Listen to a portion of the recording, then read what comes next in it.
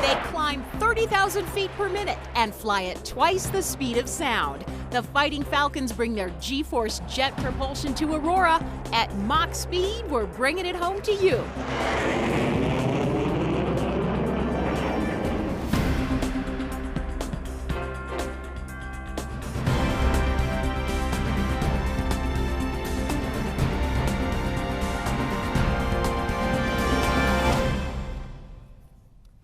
Hello everyone, I'm Tamara Banks. And I'm Wendy Brockman. Our newscast takes flight. It's the return of the Air Force Thunderbirds for the first time in 18 years. More than 59,000 people poured into Aurora Reservoir to see them as part of the Rocky Mountain Air Show. Grab your earplugs. Triple team coverage with Aurora 8 producers Randy Simpson, Jenny Castor, and Yasmin Marino starts right now.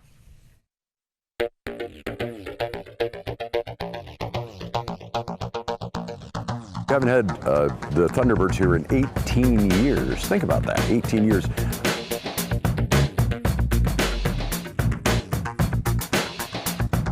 The Thunderbirds flying over. Of course, that's the reason I'm here.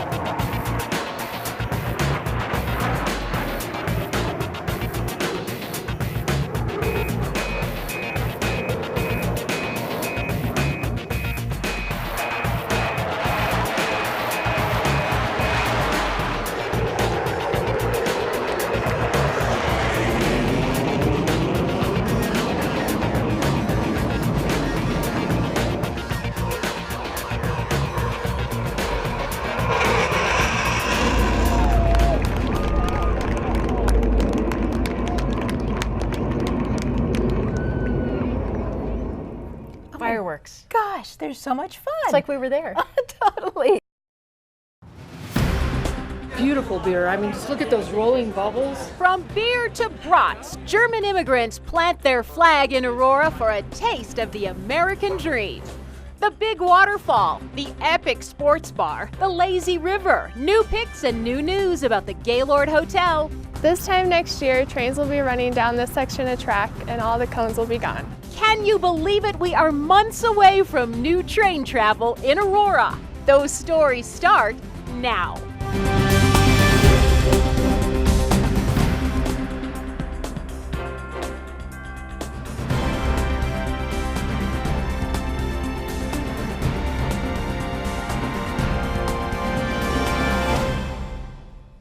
Hello everyone, I'm Lane Lyon. And I'm Wendy Brockman. Thanks for joining us. All right, bridge construction, check. Design work, check. Extensive rail work, check. I think I can hear the commuters rejoicing right now. This is the big year for our light rail line. AuroraTV producer Jenny Castor shows us what's new and what's next.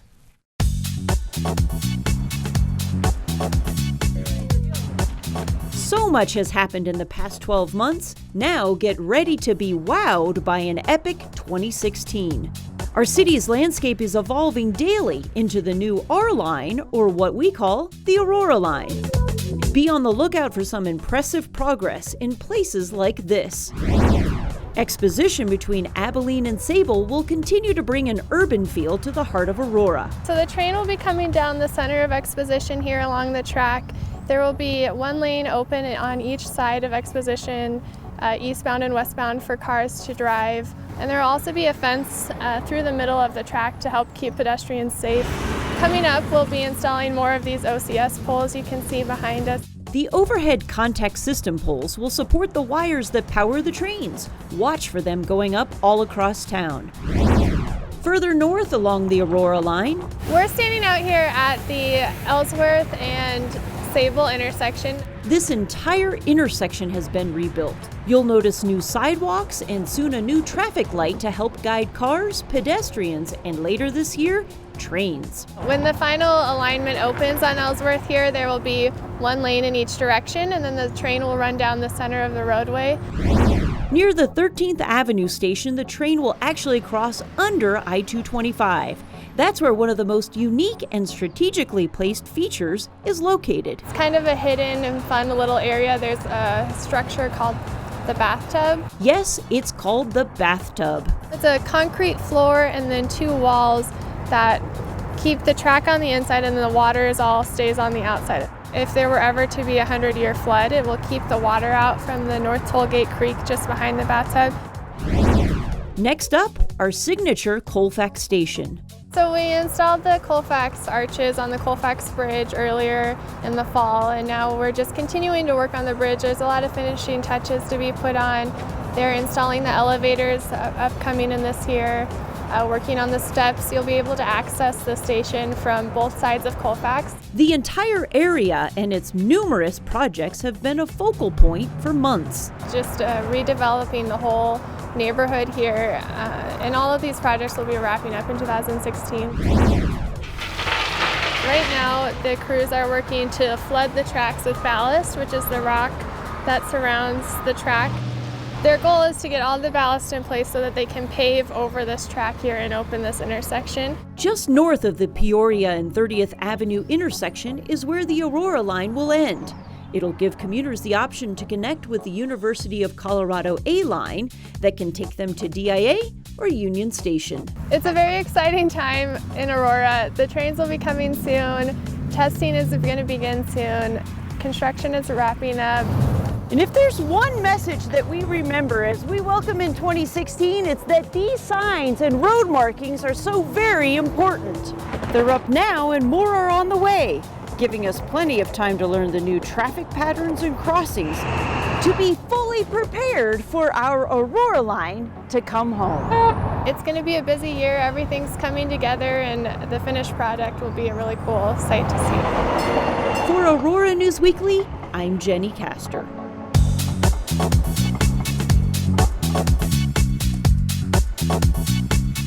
We can hardly wait. So the bathtub is not for bathing, it's for flood control. I gathered that from that story. Don't be confused. There is a lot to learn and a lot still happening, and that is why we brought in an expert today, Macy Wingerter from Kiewit Construction, joining us on the news desk. Thank you for being here today. Of course, great to be here. It feels like 2015 was the year of seeing a lot of this come together, and you can't help but notice if you drive down 225 just how much has changed in the last year. What can we expect here in the months ahead? How do you wrangle up a group of toddlers? Strict discipline, a good dose of law and order? Nope, you just need the fire chief of all people and a really good book. Here's Aurora TV's Yasmin Marino. Once upon a time, there was a yellow cat with black spots in his fur. His name was Pickles. This is not the way Aurora Fire Chief Mike Garcia usually spends his Friday. You are not a bad cat. You are a good cat. But then again, this isn't just any Friday. Meow. We are celebrating Read Across America. And what better way for a fire chief to mark the occasion than by reading a book called The Fire Cat? Joe took Pickles to the chief, who was sitting at his desk. There's the fire chief. See the fire chief? I like Pickles the cat. These kids are all students at Aurora Public Schools' Early Beginnings program. Down he fell with a bump.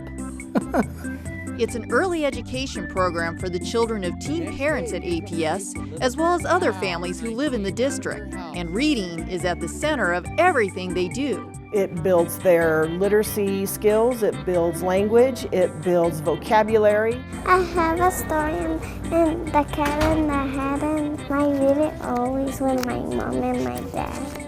Children's author Theodore Seuss Geisel plays a big role in this celebration of reading. I do not like green eggs and ham. Sam, I am. Read Across America is celebrated every year on or around March 2nd, which is Dr. Seuss's birthday. The goal is to create a nation of readers. Of course, you don't have to read Dr. Seuss on this special day. Pickle said to himself, I must keep on learning everything I can. So he learned to jump up on one of the big trucks. Especially if you happen to be the fire chief. Oh, he's a fire cat. Everybody clap. Yay! It's awesome to get out of my office, to get into the school, and to see the enthusiasm of the children, and they're hanging on every word. It just gives me new energy. It's made my day. The end. For Aurora News Weekly, I'm Yasmin Marino. Says a lot about our city leaders here, doesn't it? So cute. This is the first time Early Beginnings has taken part in Read Across America, but it was a huge success, and they are eager to do it again. Love pickles. Yeah. The message, by the way, is to be nice to everyone. That's the message of the book, Lane. Good message. Okay. I like it. For adults, too. Sounds good. We've never seen anything quite like it in Aurora. It's a project so large in scale that crews had to close I-225. AuroraTV producer Jenny Castor gets special access to this incredible milestone, months and even years in the making. We're all very excited, and you can really feel the energy here. The first step of this process was to pick it up and put it on the truck from where we've been building it in the ILIF off-ramp area.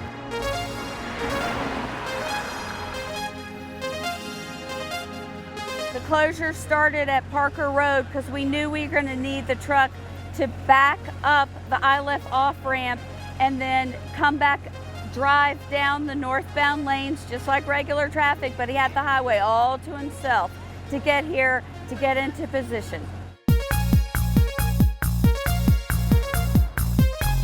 So far, so good. It's really kind of unusual to see the highway with no cars on it.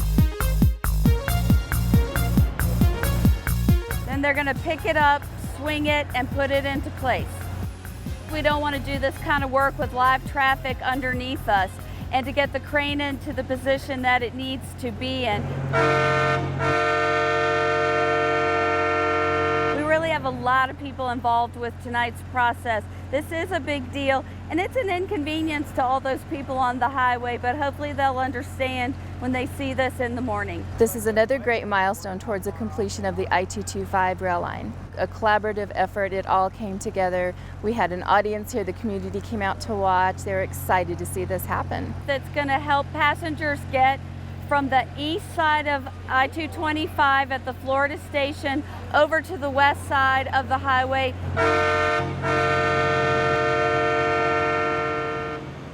The bridge is actually, it's 14 feet wide, 192 feet long, and it weighs, once it's complete with the bridge deck poured and the plexiglass and the arches, it will be just about 600,000 pounds. So this is a great night for the I-225 rail project, the Aurora line. This is really going to show progress for the community. You can see tracks everywhere. We're really moving, and we're going to be ready to go at the end of 2016. Yeah, and we got the bridge up, not a problem at all, and it looks great. Wow, that is a big deal, but it's worth the inconvenience. That was amazing. Short-term pain, yeah, long-term gains, exactly. Yeah, and how great to have that nighttime footage. It was great to be there. Now we want to show you what it looks like during the day because it's a whole different scene. Crews installed the bridge in 2 long overnight shifts. The first night, the bridge was moved from its assembly location near the ILIF off-ramp and installed at Florida Avenue. On the second night, those huge arches you see there were added.